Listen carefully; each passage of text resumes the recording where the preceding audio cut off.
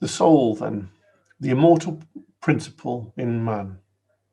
It's an interesting concept, the idea and the subject of the soul in various discussions, whether that be religious-based or just general opinion. The English word soul is derived from Old English soul, a variant which means immortal principle in man, was first attested in the 8th century poem Beowulf. It's closely linked to the German, Saxon, Franconian, Norse, Lithuanian words, and its original concept, the Germanic word, is thought to mean coming from or belonging to the sea. It originated from the pre-Celtic belief in souls emerging from and returning to sacred lakes or to the sea. There's a copy of that, and this information is readily available on the internet, so you can access it. But it raises the topic, doesn't it, about what is the soul? And is the idea of it being an immortal principle outliving the physical, corporal body after death, is that really the case? Well, we'd like to look at the Bible and to see what it's got to say. The Bible, then, uses the word soul ubiquitously between the Old and New Testament.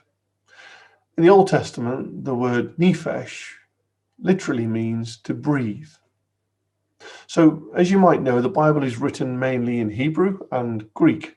The Torah, its first 5 books, are exclusively written in Hebrew. The English word soul is rendered in Hebrew nephesh, as we've said, and it literally means a breathing creature. It's important that we seek to understand the Bible's message through its original language or languages. And that's been a key teaching of the Christadelphians for over 160 years. This word then, nephesh, originates from the word nephesh, which means to breathe. And it appears first in Genesis chapter 1 and verse 20, the seedbed of the Bible. And it has over 700 occurrences in the Old Testament alone, in a variety of uses. So I've borrowed a graphic here on the right-hand side of the screen where somebody has analyzed where that word is used and its frequency and the different ways in which it's used. So literally it refers to the throat or the neck, the idea of where one breathes. But it's also rendered soul, souls, life, person, persons, lives, things, you, me, yourself, herself, anyone, you, and lots of other different ways in which it's used. So it's right to say that what it literally means to breathe, and that is the fundamental meaning of the word nephesh, and therefore the concept that the Bible teaches about soul, there are other things attached to it, which is worthy of considering. How it's used. So, firstly, item A, Genesis 1, verse 24. Let the earth bring forth the living creature. Now, I've highlighted this in green because clearly we saw that Old English usage, so the tribes of the Germanic regions and all of that other collection, who thought or believed that earth originated out of the sea. Well, actually, that's caught in distinction or complete distinction to what the Bible teaches, that actually the earth brought forth the living creature. And this word here, highlighted in blue, is the word soul, nephesh. Genesis 23 and verse 8, then, this is the occasion where Abraham, obtaining a burial place for Sarah from the sons of Heth, negotiating for the land, he says, if it be your mind that I should bury my dead out of sight, then sell me the land. And here you can see the same word, nephesh, soul, being used, but actually attached to it now is the understanding of reason, intent, and opinion from the sons of Heth. And Abraham's able to distinguish that when he's talking with them. Item C then, Genesis 38 verse 18, came to pass when her, which is Rachel in this context, when her soul was in departing, for she died. And so her soul here was in departing, and literally Rachel died. There's no disaggregation between the two things of her soul, her life departing from her, ghost form or a spirit form and descending from her. Literally what the account says is that she was lay there dying, and as she died, her soul, she was in the last part of her breath, as it were. Item 1 then, Exodus 15 verse 9, gives us another angle. My lust shall be satisfied upon them. So here's a phrase that's used. It's the same nephesh, but in the context of what's being written, which is Moses speaking of the intention, the motivation of Israel's enemies, this word is interpreted as lust, the breath, the effort, the emotion that goes with it. Item 2, Numbers chapter 11 and verse 6, our soul is dried away. And that's in the context of the children of Israel complaining about the lack of nice food of Egypt, food which was full of water, cucumbers and onions and all sorts of lush foods.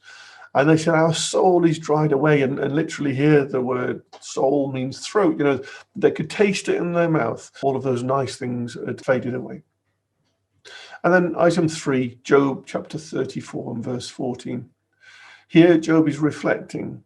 If he gather unto himself his spirit and his breath, all flesh shall perish together, and man shall return again unto dust. And that's the key teaching of the Bible, that man was formed out of dust, that the woman was formed out of man, that God breathed, or the angels, as we understand in Genesis, breathed the breath of life into them, and they became living souls.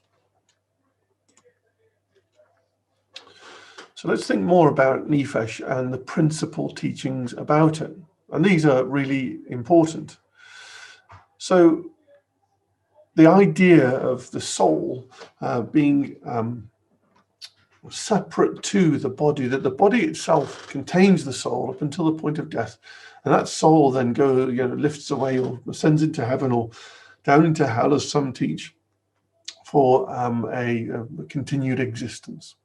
Well, let's look to see what the Bible has to say about this, because it does touch on the subject of why are we here and why is it that we're restless about understanding this topic. Well, in Ezekiel 33 and verse 7, Ezekiel, a prophet, is told by God to act as a watchman, someone to look out for things that God had said would be coming. So, O son of man, which is Ezekiel, I've set you as a watchman unto the house of Israel. Therefore you shall hear the word at my mouth and warn them from me. What I say unto the wicked, O wicked man, you shall surely die in his iniquity, but his blood will I require at thy hands. Nevertheless, if you warn the wicked of his way to turn from it, if he does not turn away from his way, he shall die in his iniquity, but you have delivered your soul.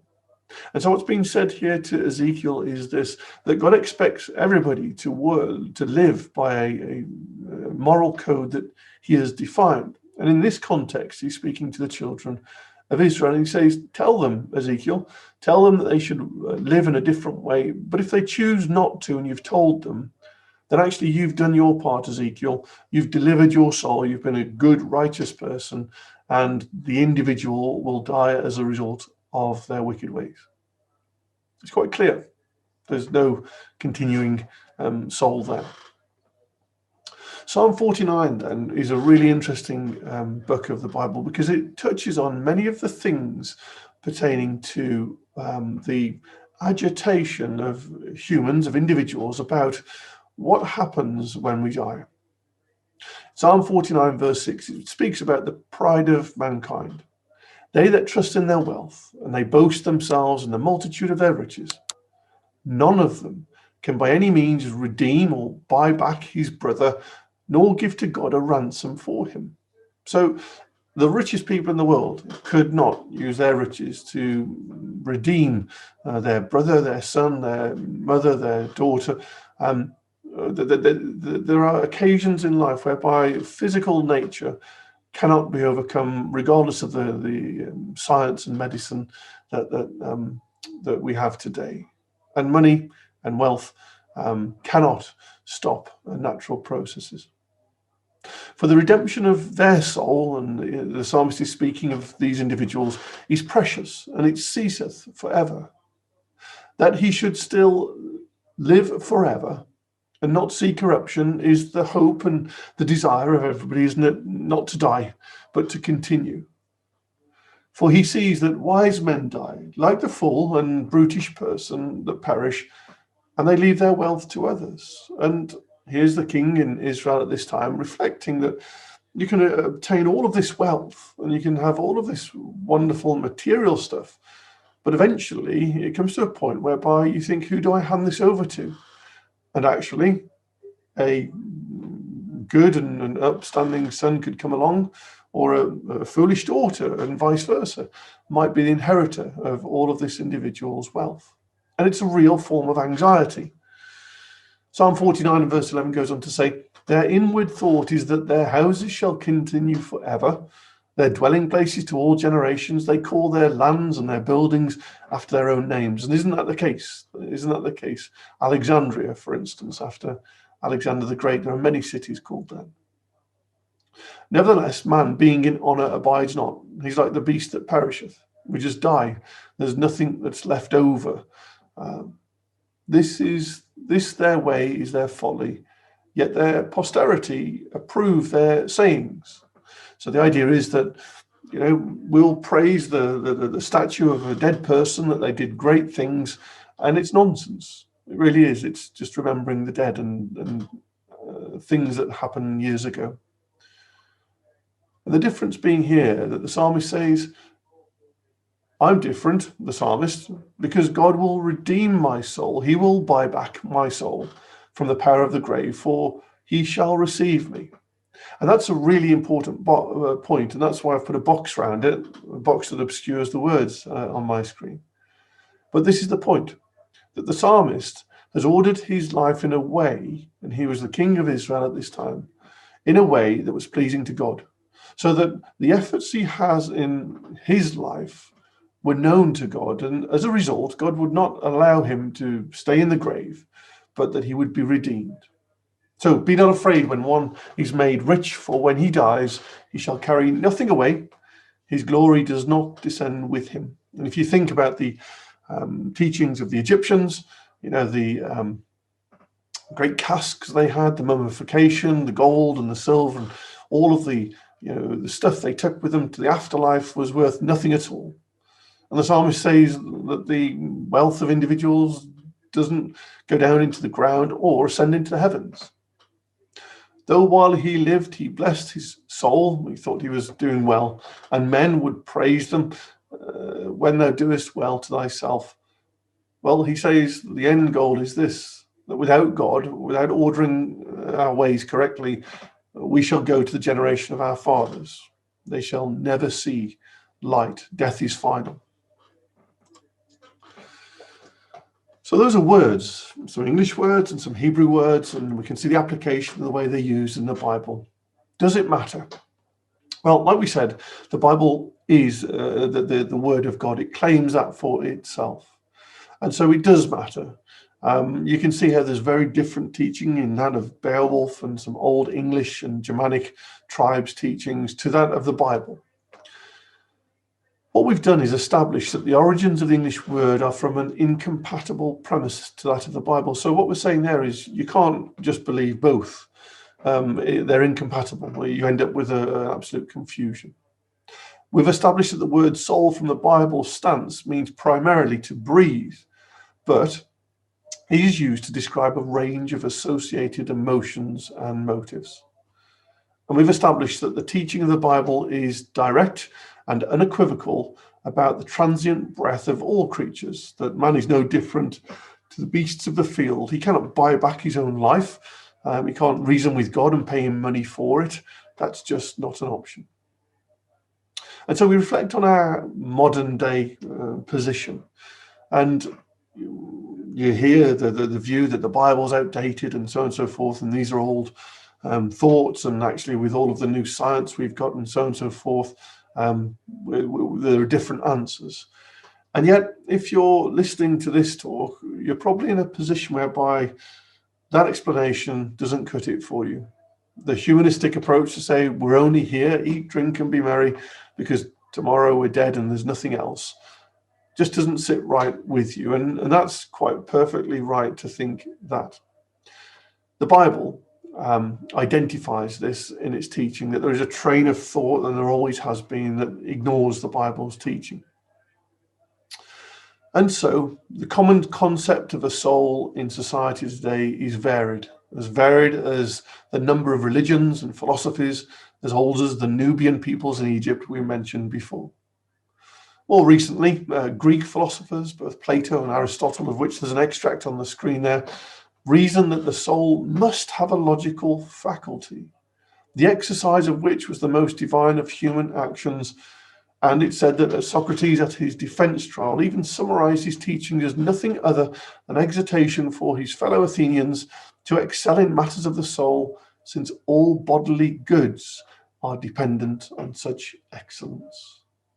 He himself, as a philosopher who was contemporaneous with many of the prophets, actually, in the Bible, had this philosophy that actually the soul itself contained, or had to be, so much more than just an existence and then an end. And so he attached those thoughts to it. In the Bible, Ecclesiastes chapter 3 and verse 11 describes this sense of agitation or discomfort and lack of acceptance of the idea that there is no higher aspiration for humanity. And it gives the reason that God has embedded that in every human being. He says, he has made everything beautiful in his time. Also, he has set the world, the olam, eternity, in their heart, so that no man can find out the work that God makes from the beginning to the end. But there's a searching, an inner searching, which is really difficult to explain. And there's various attempts at reasoning it away. But the reality is, as mentioned, if you're listening to this talk, you're probably what the New Testament calls hungering and thirsting for righteousness. You're looking to understand what the purpose of life is. And the Bible is very clear about that. Well, we've talked a lot there, and lots of words, lots of quotations from the Bible, and there's more to come. And so I suggest we just pause for a moment and take a breath, breathe, or nephesh, as the Hebrew would put it. On the screen, it's quite refreshing. It reminded me of a time when my brother and I and our sons walked up Penavan on the north slope on an extremely windy day, and on that mountainside in South Wales, the wind was exceptionally strong, 60 or 70 miles per hour, and there was a force of breath, and it just felt so exhilarating. And it's like that every day, isn't it, when we take a breath and wake up in reality. So we've focused on the subject of the soul and breath. And what is the purpose of life? Why then, philosophers, why were they agitated? Living and dying didn't explain. What was it that was beyond? Well, if they'd have turned and looked at the Bible, the answers would be clearly there. While we all have soul, breath, that soul, as we've read, at the point of death, that soul continues to exist.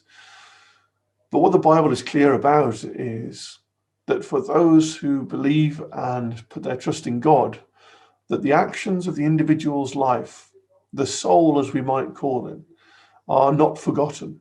They don't waft off into the heaven or down into the earth. Actually, the actions of the individual, the character of the individual, and everything they did in their life is noted and recorded. We've got a series of quotations here.